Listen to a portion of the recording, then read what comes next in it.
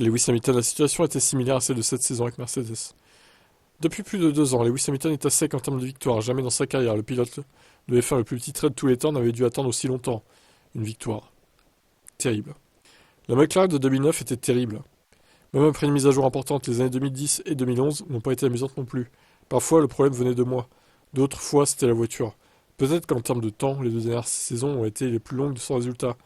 Mais si nous oublions un instant les victoires des 3 années précitées chez McLaren, il s'agit d'expériences similaires.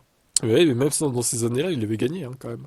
Puis en 2010, il se battait pour le titre. Même bon, après, à la fin, c'était pas lui le favori, loin de là, mais il avait pas mal de retard, mais il était quand même en lice pour le titre aussi. Donc 2010, je n'inclurais pas dedans, clairement. 2009, ouais, c'est vrai que c'était compliqué, 2011 aussi. Le pilote Mercedes affirme qu'il peut rester mentalement stable dans de tels cas, qu'il a appris à penser positivement. Pourtant, Hamilton a lui aussi parfois des doutes sur lui-même. Bien sûr, je ne suis qu'un être humain. Si quelqu'un dit qu'il ne doute jamais de lui-même, il ment. Bah oui, c'est sûr, hein. Clairement. Tout le monde doute un jour de lui, hein. C'est humain, c'est normal.